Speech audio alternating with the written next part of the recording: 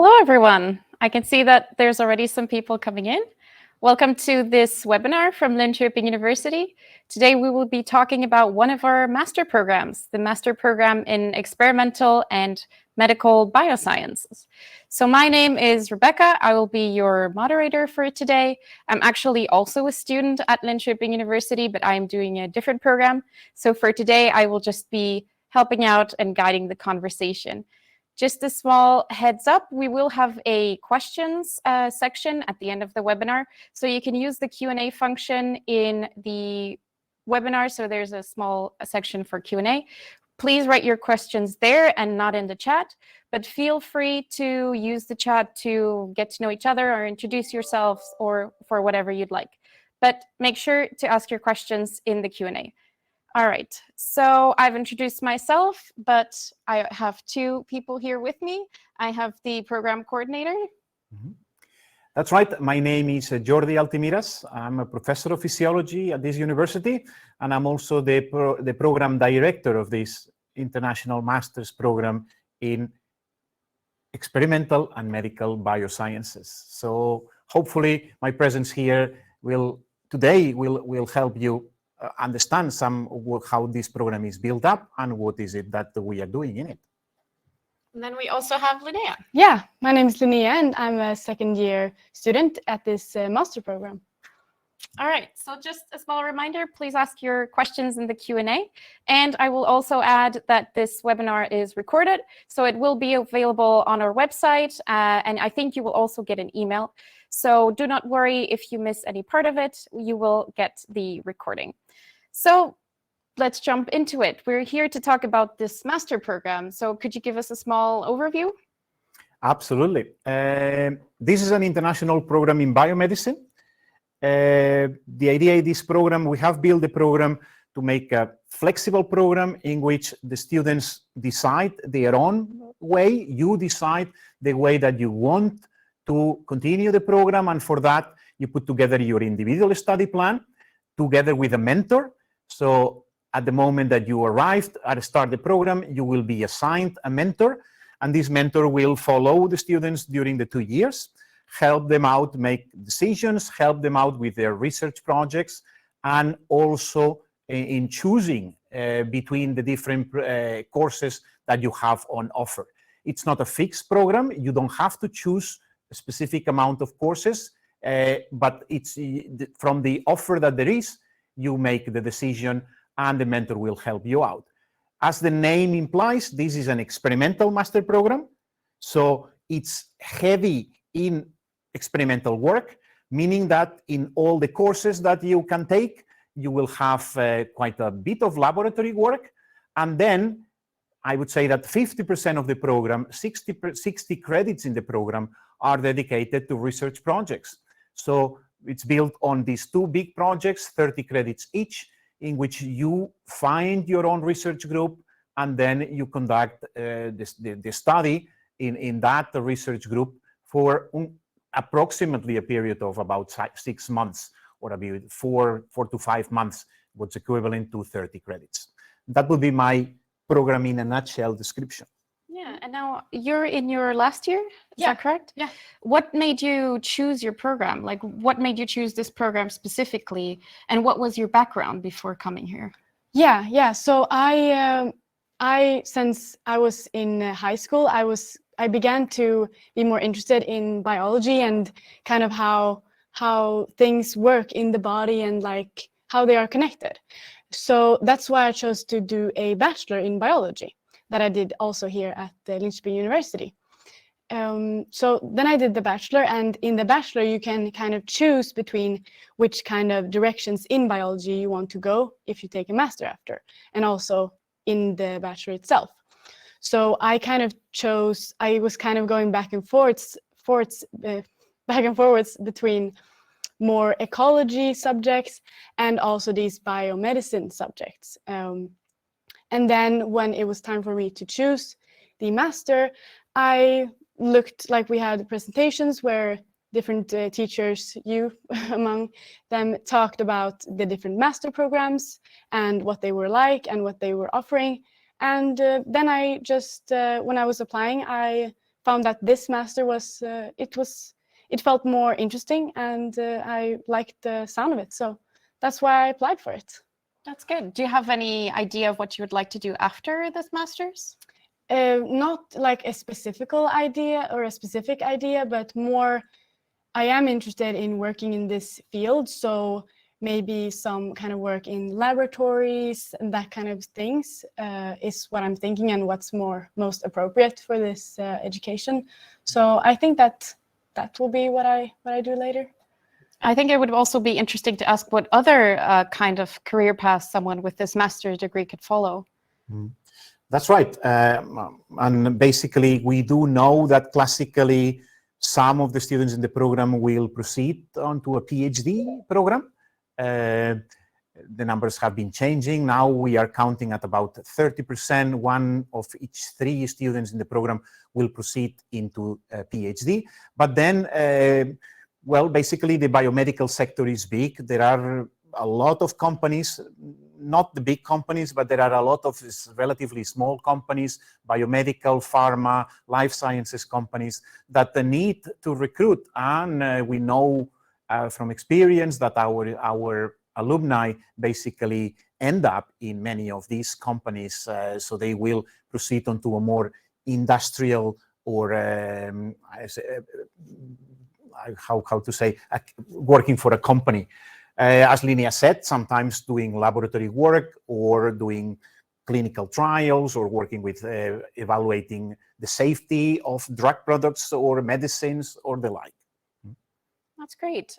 So Linnea mentioned that she has a background in biology, but what other kinds of backgrounds would be useful to apply for a master's like this?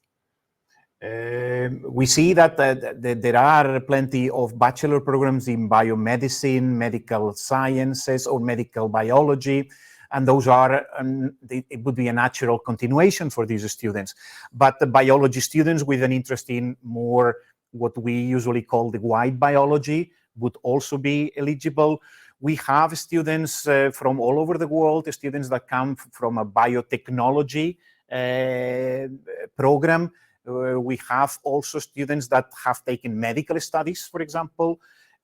So it's a broad background, but always with an emphasis on, of course, biomedicine, laboratory, medical sciences, and the like. These are the curriculums that fit more naturally in our master program. And in terms of more like personal characteristics, what kind of student do you think should apply for this master's? Does it take a lot of resilience? Is it a high workload? I don't know. How is the interaction with the mentor? Linnea. Yeah. I can't really speak on the character of the people that should apply, but more on that. Yeah, there is a lot of, like Jordi explained, like you design your own master program, which kind of courses you want to take. So it is a lot of individual work, and to decide individually what is best for you and what suits you more, and which subjects you're more interested in. So I think that is one big part of it. And also this also is, of course, on university level. So you are expected to be very like self-reliant and those kinds of things to really keep yourself accountable for what you're supposed to be doing and those kinds of things. So yeah, I think that's so those kinds of quite a bit of work, but survivable. Yeah, I mean, I would say so. I think, what I would say to all of you that are watching now or that will watch this later in the recorded version is that we are aiming at ambitious students that want to come here, that you want to put the work that it takes to actually succeed in this master program in the 2 years that this master program lasts, and then take all the advantages of the facilities that we can offer for you in terms of not only laboratory spaces that are very modern and state-of-the-art, but also supervisors that will care for your work because your work is part of their research plan or research projects. So what we want to recruit, the kind of profile that I'm expecting is ambitious students that want to come here and then after these 2 years proceed in this field and do a name on your own as a PhD student, as an employee in a medical company or in a biomedical company, because there is a lot to offer. And I think that basically the last pandemic year has shown us how important biomedicine has been and how biomedicine will continue to be important in the future. Yeah, I definitely agree with that. Yeah. All right. So breaking it down a little bit in terms of, so that we don't speak so abstract, what would a typical week look like in your program? In my program, so for example, as an example, this week, on Monday, I started 2 new courses that are in this part of the semester. And we started with a roll call, of course, and we had some introductions. Then we had lectures, and we also have these problem-based learning sessions, group works, where we discuss cases and things. So we started that, and we also started to have sessions where we were designing the labs that were going to be done in the following weeks with our lab group. So those were kinds of the things that we did this week. And when we talk about times, it was the normal times from basically we start from 8:15 and then going on for a lot of the day. But yeah. Would you say are there more lectures? I mean, you mentioned that it's quite practical and experimental, but what is the proportion of self-study time, or do you have a lot of group work? Do you need to work a lot with your classmates? Yeah, we do have a lot of group works, these problem-based learning sessions that I talked about. We have those in almost every course. So you meet in a group and then you discuss a case and you kind of reason about it and find questions that you can answer on your own later. So that is a big part of it. Also, in many courses, we have specific group works where we're supposed to write a report together and then compile it into an oral presentation, for example. And when we do lab work, we also have laboratory reports that we usually present as well at a seminar later. So there is quite a lot of collaboration between students and group work as well, but also individual assignments as well. I just want to point out that one of the things that Linnea was saying, when she was saying, well, we are meeting in terms of planning our laboratory work, right? Yeah. Well, that may sound a little bit strange to some of you. We might say, well, if I go to a lab, I need to know what I have to do. I need to be given instructions on how to do. Well, that's not exactly how we are thinking about it. Of course, you will get instructions on how to do things. But at the same time, we see that there is a certain degree of freedom on how the lab can be done. And that's why quite a few of the laboratory exercises will involve some pre-planning. So you and your classmates will have to actually discuss what is it that we want to do? What is it that we are going to do? Why do we want to do it that way? And that brings in a little bit of a learning experience that is outside of what would be the recipe cookbook in go to the lab and follow step 1, 2, and 3. At the end, you will have to have thought about it beforehand, and then you will carry it out. And this is a little bit more of a way of active learning, other than perhaps the more classical, in which everything is based on lectures and laboratories that they are all decided for you. Yeah. Yeah, so in this lab, for example, we of course had certain guidelines and what we were supposed to be doing, but we had a bit of a freedom to decide our hypothesis, what we were wanting to look at and how we wanted to look at it. And we could choose between different, when we were using a medicine, we could decide concentrations, which concentration we wanted, and if we wanted to combine different things to look at different things, basically. So that was the point of this exercise. We want to think that, if you're going to be a PhD student, if you're going to be a project leader in a pharmaceutical company, these are the kind of work that you will have to do. You will have to make decisions. You will have to think about what you're doing. It's not that you are going to be given a recipe to follow. In a master's program, we are expecting more than that. You are not a laboratory technician. You have to be able to go beyond that. Yeah, and more focus on understanding and kind of reasoning behind it. Precisely. Yeah. All right, I think that's very interesting. So do you already know what you're going to do your thesis in? Yeah, so excuse me. So last spring, I actually did my first project. So we talked about before that you can do 2 projects. And I did my first project in a specific lab group. And they said that they would gladly have me back again for my second project. So I will be doing my lab work there for my second project. So the next from January until June, I will be doing that. And that's in nucleic acids technology lab here at Linkoping. All right, something very, very biochemistry. Yes, exactly. So if we can focus maybe a little bit on student life. So I know that you are from Sweden, so Yeah. you didn't have the whole process of moving to Sweden. No. But is there anything that made you choose Linköping University specifically?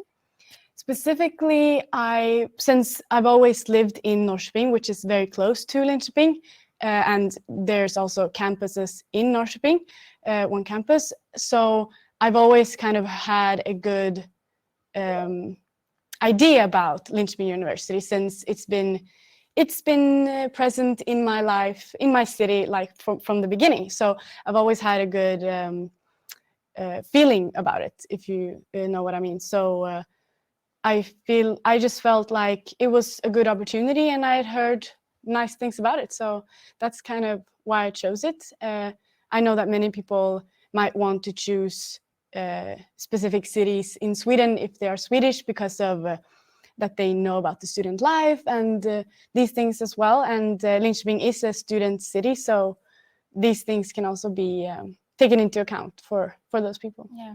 And your program is in Campus Valla, right? Yes. So do you commute every day when you have to go to class? Oh no, actually, sorry. My program is actually on Campus US, the university hospital. So my program is there, but I'm doing my project at the other campus, the Campus Valla. But yeah, so I commute from Norrköping to Linköping here to the campus, the university hospital campus. And personally, I own a car, which makes it a little bit easier and more flexible. But also, if you don't have a car, you can easily travel between Norrköping, the campus in Norrköping, the 2 campuses in Linköping as well. There's a bus that is actually free that goes between all the campuses. So several days a week, I can take the bus and just go easily between all the campuses, and makes it easy for me to travel, basically. Maybe we can explain for the audience that essentially the university has 4 campuses, but 3 are the ones that we count. Yes, exactly. 2 in the city of Linköping and 1 in the city of Norrköping. The city of Norrköping is 50 kilometers away from Linköping. And the 2 campuses in Linköping, one is in the medical hospital, is the Faculty of Medicine, and the other is the technical faculty. There's about 20-minute walk between them. There's also buses that go between them. As Linnea was saying, most of the program actually happens at the university hospital, but many research groups are located also at the technical faculty. So students do projects either at the technical faculty or at the medical faculty, depending on what the group is about. And there are even students that do projects in both campuses, because the research groups are actually working both campuses. Yeah, exactly. Yeah. Would you say that it was any more difficult to make friends within your program or something like that because you live further away, or? Not really in that department. It was more during the beginning of the program, especially in my bachelor, because when I started in the beginning of the master, I wasn't really involved in the activities in the beginning because of the COVID situation and those things. But when I started my bachelor here at this university, it was a little bit tricky for me, since I had a longer way to travel, and most of the other people, they were living here in student accommodations and those things. But I don't really think that it was a big hindrance for me, actually.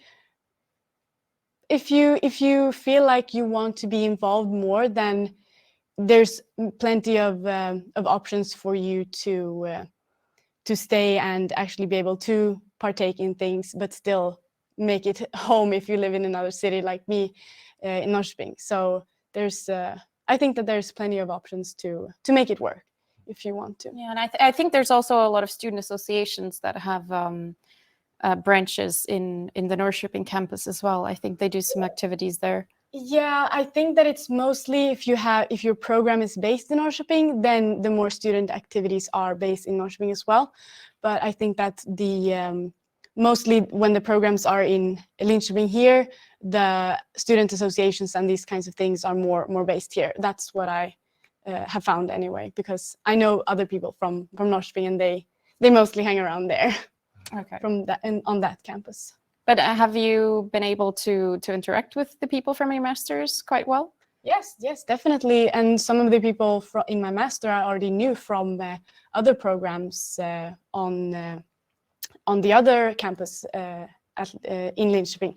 So I already knew them because I had already seen them in other courses that we read together with different programs, and a few people from my bachelor as well that are in my class now as well. So I knew quite a lot of people, their faces, but there were also many international students. And like I said, in the beginning of the education, there's some activities that are planned and such for everyone to get to know each other. And yeah, I got the feeling that it was very easy to get to know each other and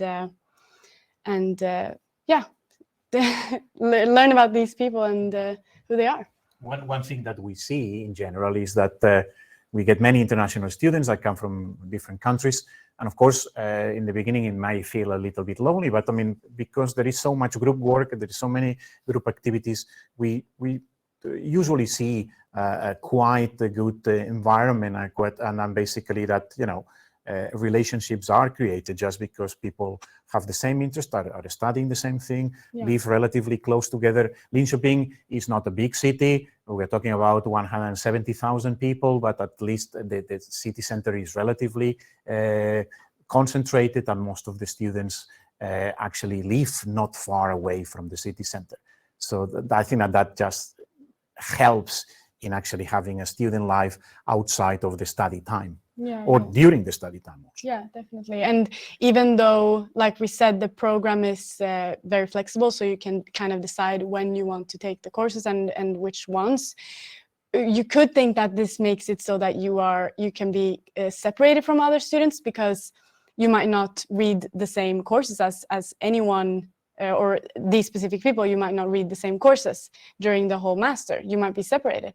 But in my experience, what I felt was that even though in the courses that I'm taking now, for example, my usual group of friends, they're not taking those courses, but it's very easy to find new friends and new people that you can collaborate with, especially now with the group works as well. So I feel like it's relatively easy and pain-free to find new people that you have something in common with, that you can work with and have fun with. Oh, that's great. And I think I'll add something to that, because I'm an international student. So maybe this is helpful to anyone wondering how to make friends, so to speak. We actually have two student organizations that are focused on international students. So we have the ISA, which is the International Student Association, and we also have ESN, which is the Erasmus Student Network. And both of them do activities for both exchange and program students. And they do activities throughout the year, so social things, they go bowling, they go on a hiking trip. So you can sign up for their events. So it's really, even if you struggle a little bit within your program, or if you arrive before your program starts and you don't know what to do with your time, they're always organizing events during the welcome period when the students arrive. So that's definitely something that helps a lot. International students especially, because then you get to meet people from different programs as well. Yeah. And I think that's quite helpful for anyone coming from outside of Sweden. And another thing that I wanted to mention is that we do have an Instagram account, which is called Linköping University. And this Instagram account is actually run by master or program students, not just masters. We do have a bachelor's.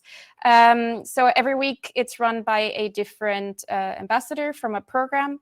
So yeah, people that are studying these programs, and once admissions comes around and people know that they've been admitted, for the past 2 years, we've actually had ambassadors doing a bit of matchmaking. So anyone who signed up, so to speak, would then be matched with other people that got admitted to the same program. And I think that was quite helpful, because that happened for the first time when I got admitted, so over a year and a half ago. And so I was actually able to message people from my master's that were going to start the master's around the same time. And I was able to exchange messages with them. And I actually knew a few people before I ever came here. And that really helped me not feel as lonely or as isolated, because other people were coming from Spain and Greece, and I knew them. And I think that was really, really helpful. So that's definitely something I would recommend to anyone who's listening at home. Yeah, I agree. I personally haven't been a part of that since I am not an international student, but I heard from many people. Come to their events. Actually. Yeah, exactly. They are open for Swedish students. Yeah, as well. exactly. Yeah, but I have heard from people in my class that they have talked about it and how they met each other, and that they could actually find people that were taking the same program like in the beginning before it even started. So I heard good things about that. So that's very good that it's working, and nice for everyone. I did have a question that I forgot to ask previously, because you mentioned that you have a mentor in your program, which is quite unusual, at least from my perspective. I'd never heard about a program having a mentor before. So the student basically has a mentor as soon as they come in. So do they pick the mentor? Does the mentor pick them? How does it work? No, I mean, it would not work that way. So no, we assign, every student gets a mentor assigned. That's the way we make it work. And then the mentor is usually a scientist that actually teaches at the university, has her own research group, and then gets a certain amount of hours for actually doing this mentor work. And the mentor work is mostly working at a level of regular meetings with all the students that person we have. So you may be thinking that we assign mentors from all over the faculty, and that's not the case. We have 5 mentors, so 5 people that work as mentors for the master students, and then they get assigned. So there's usually, each mentor will have between 10 and 12 students. So there are regular meetings with all the students in the mentor group. And then there will be individual meetings with every single student in terms of discussing specific issues or for planning the project. But the mentor is a scientist, is a person that works in academia, teaching and doing research, that knows how this works, and basically tries to facilitate this work for the students in choosing their own study path, and also perhaps facilitating how to think about what kind of project do I want to work with, who can I apply for a project, how should I apply for a project, how do I get in touch with a professor that is doing something that I'm interested in. These kind of questions are what the mentor helps with. Yeah. I think that's quite nice. So I have one last question before we go over the Q&A. And it's actually about just any sort of tip that you could give students that are thinking of applying, maybe something that you wish you knew before applying that you only learned after you already started the program? I can't think of anything now, actually, from the top of my head, but no, I don't actually have anything specific that I think that I regret that I didn't do or know before. I think that the information that I was given was good, and it represented the program, basically. All right. So I think... If I could give them a tip. Yes. Yeah, of course. I'd say be proactive. Be proactive in the application, in following things up, in understanding where is it that you are going. That will always helpful. So just don't wait and see. If you have applied for our program, check it out. Go find the information online. Who is doing what? I think that will help you in the long run. So that would be my main tip. Be proactive. Read the material that's available, because there is a lot of information that's available and that will facilitate your life at the time you come. I think that will take you a long way for this, actually. Yeah. Yeah, and this program can be found on our website. I think it's leo.sc/masters or something, and then you can search for the program. And I will just add that the application deadline is January 17th, but please do start the application a lot earlier, because one of the things required is a proof that you speak English. So you either need to do a IELTS test or some sort of test that proves that you have a fluent level of English. And if you don't have that at the moment, it does take quite a bit of time to do. So even if you're just thinking of applying, do get that English test, because it will be useful regardless. And it's very important to have that. So the deadline is January 17th, and yeah, keep that in mind. And if I may add, the deadline is a deadline.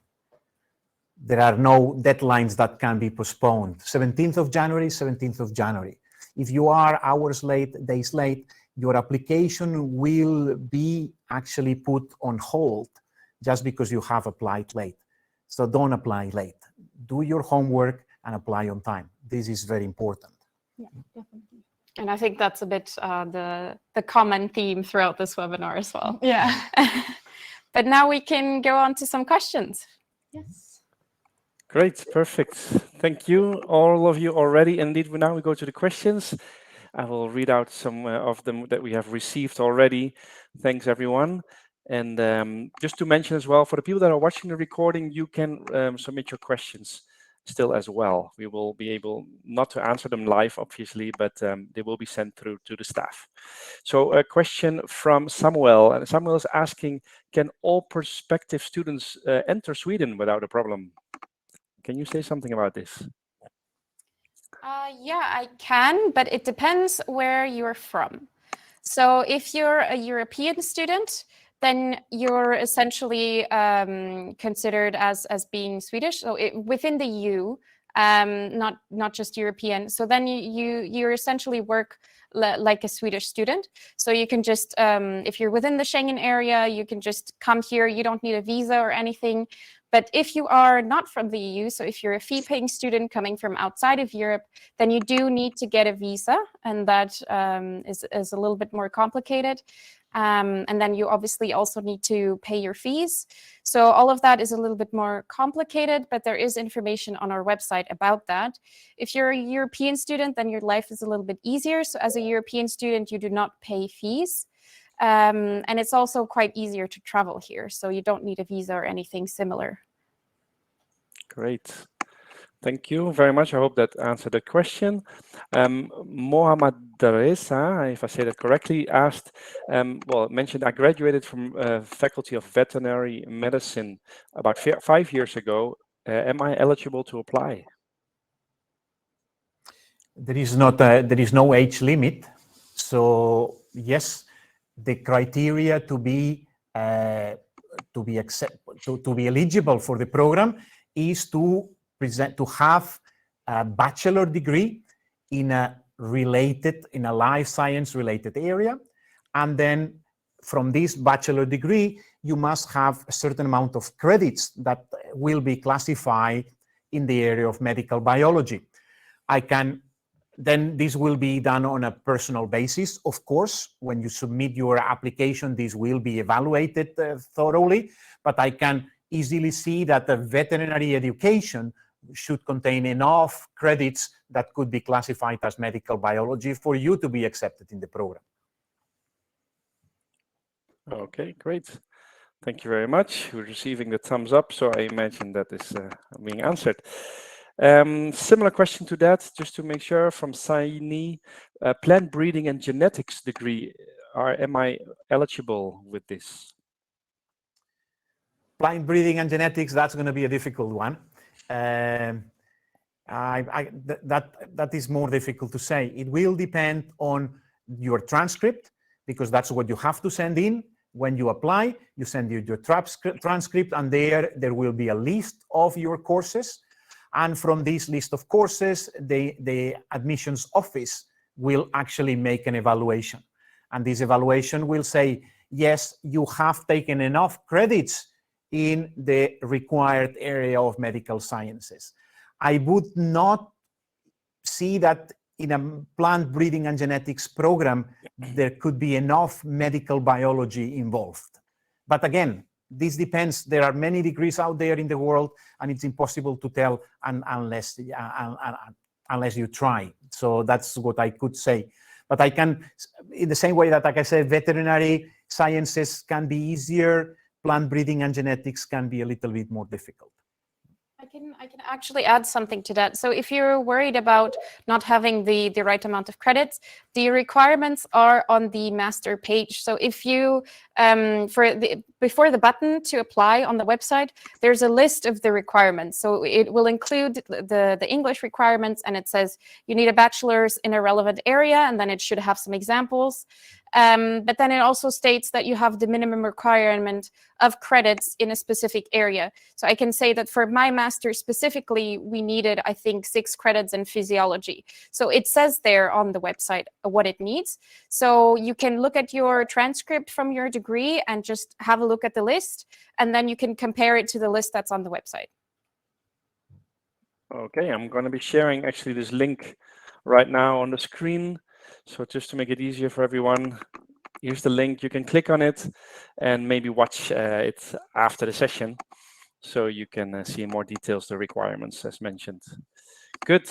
Going over to the next question. Deborah is asking, I got an admission last April, but ended up not taking the place. I've applied again this year. Will this be against me that I didn't take the opportunity last year? The system has no memory. Don't worry about that. The system has no memory. But if I remember you right, well, I'm not going to disclose that. Then you can ask more questions. Okay. Go ahead, Deborah, if you have more questions. Alexander is asking, how does the workload differ to a bachelor degree? Maybe. How does it differ to a bachelor degree? I would say that it's more individual work and a little step up on your own individual responsibility to finish your assignments and those things. The biggest difference for me was just that the bachelor was in Swedish and the master's in English. But I would say that the workload, I would say that it's pretty similar actually. Yeah, I think I would say that.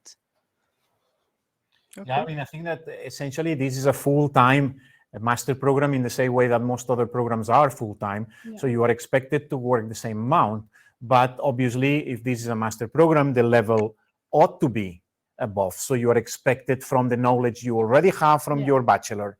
That's why we set criteria. That's why we have entry criteria, because you are expected to have a certain knowledge on a subject in order to build on that. So I can say, for example, one of our courses is called Advanced Immunology, right? Advanced Immunology because the plan is actually to take you to the next level. The expectation is that you will have some knowledge in immunology. If you don't have that previous knowledge, which you ought to have acquired in your bachelor program, then you build on that, and that's with your master. But in terms of working load, it should not be particularly different. Yeah. Okay. Thank you very much. In relation to that, Nina was asking about the workload, but also the pressures and also about the problem in solving or thinking needs. Can you say something about that? I don't really know if I understood the question correctly, but so like we said before, there's a lot of group work. So that means that you can basically, you just work in a group and you together come up with the answers and what you're going to write or present, for example. So yeah, I didn't get the first part of the question, I think. Well, it was related to the workload and the pressure. I think you pretty much answered it just before. Yeah, okay. Good. Okay. Good. Question from a couple of people, actually. Hafsa, Laura, for example, they pointed out the criteria for the scholarship and how can they apply for that. Can you say something about this? I think you can help us here. Yeah. Sure. I don't know the details, but the information is out there. So you have the information posted online. You will be able to see the links how to apply for a scholarship. This is a recurring question that we get a lot, and I just want to emphasize here that getting a scholarship is not easy. There are not many scholarships. However, of course, the ones that are available are given on a yearly basis, and you are entitled to apply. The application information is found online, so please go ahead and do that. But if you are putting all your bets on actually getting a scholarship, I can already tell you that the rate of scholarships is relatively small. I think that basically, say that on an average year, we take 30 students. Out of these 30 students, perhaps there are 3 of them that will have a full or a partial scholarship from all the different places that you can get a scholarship. In the program, we actually can give even less than 1. It's not a full scholarship per year. And that's the one that the university makes available. And then there are other sources for scholarships. So the likelihood of getting a scholarship is not particularly high. And I want to emphasize that, because don't be fooled in thinking that it is easy. It is not. I can add something else, because universities do it quite differently. But at Linköping University, a scholarship is a partial or total fee wager. So you can only get a scholarship as a non-European student, so if you pay fees. And as a European student, there are no real scholarships that the university offers, because you don't pay any fees, so there is no possible fee wager, and there is no scholarship to cover your life costs. So you will always need to be able to support yourself in terms of life cost. So keep that in mind, because some universities do that differently. Okay. Thank you very much, all of you. Hope that answered that question. Fateya is asking about the PhD. So she's planning to complete the PhD after finishing the master. Is there a chance to complete this program and have an opportunity to complete the PhD at Linköping University? Yes. Yes, this happens on a yearly basis. Students that finish it's not uncommon that you do your research project in a group, and then this group thinks that is pleased with your work, and then you can continue on to your PhD. Again, this is not the main route for our alumni. As I said earlier, about 1/3, 1 of 3 students will continue in a PhD, and that means a PhD program anywhere in the world, not only in Linköping. But yes, it is fully possible. It happens on a yearly basis. Great. Thank you very much. Laura is asking, do all documents for application need to be legalized and apostilled, as she's mentioning? Yeah, so at least I could speak from my own experience. So my bachelor's diploma had a code in it. So then you could go to the authentication website from my home university. Then you could put in the code and verify it. So I know my university already emits a diploma that is legalized in that way. So you use that code to verify it. But do check with your own university how they do that, because you do need the official documents. So yeah. Okay. Thank you very much.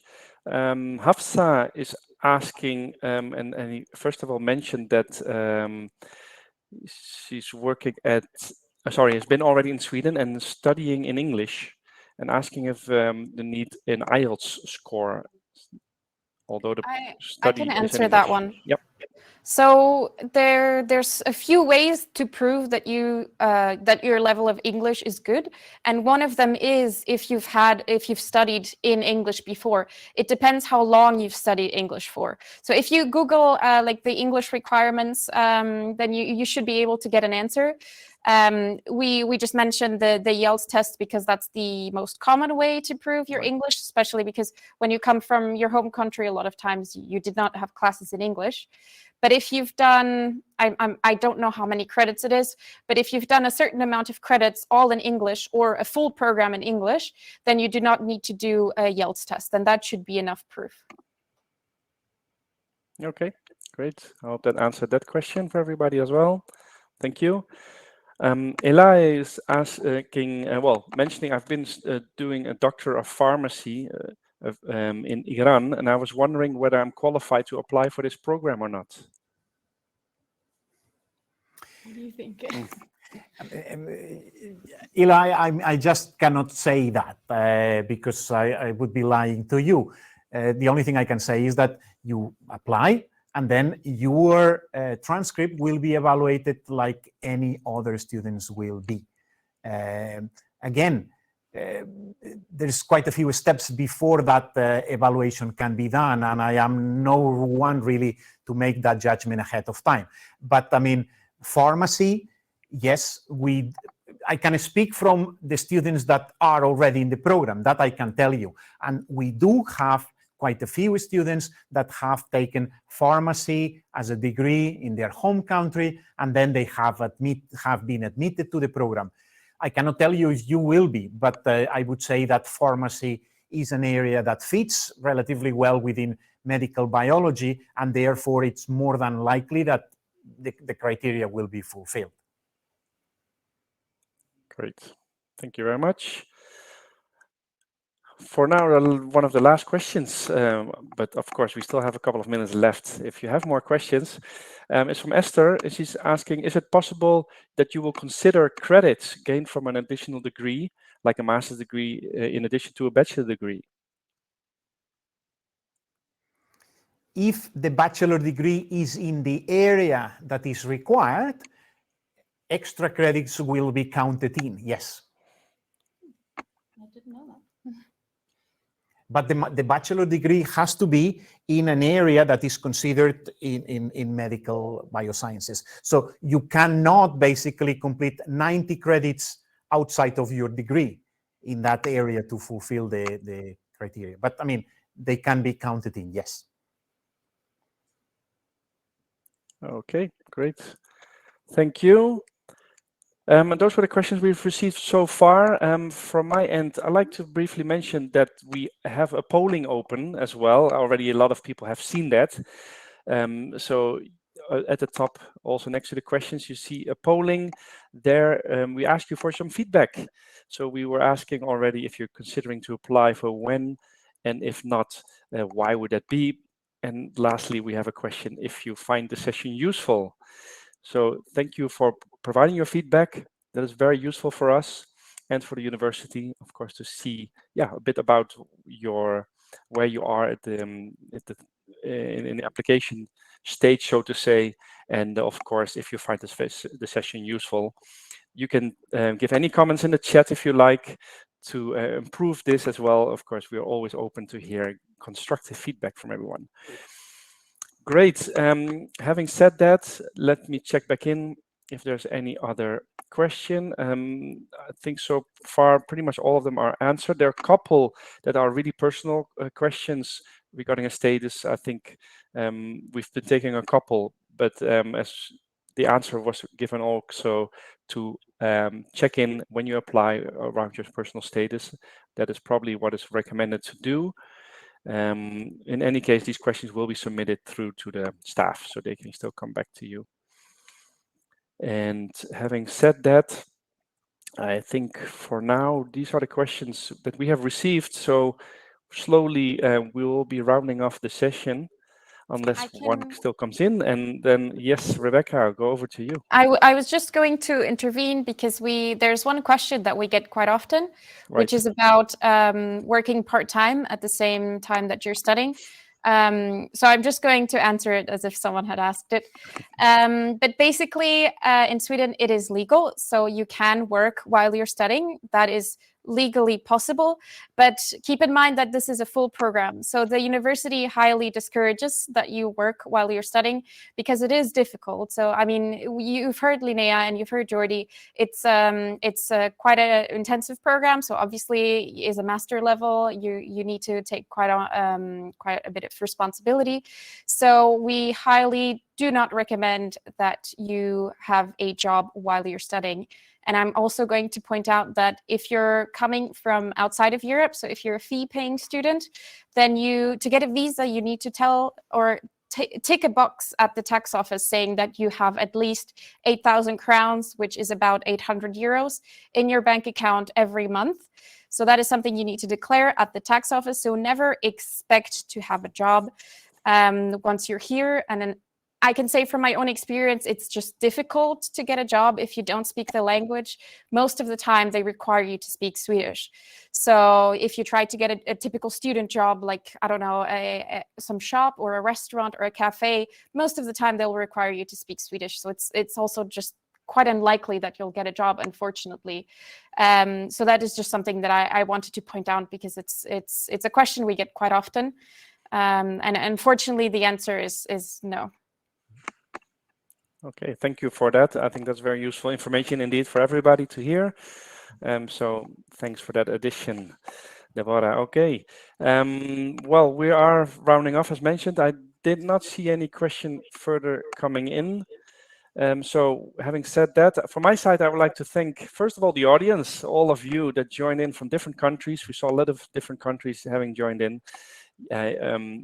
Because of you, this program exists, and we hope to see you still maybe in Linköping in the future. So that would be great, of course. And last, from my side, thanks to the panel, Mr. Altimiras, Rebecca, of course, and Linnea. Thank you, all three of you.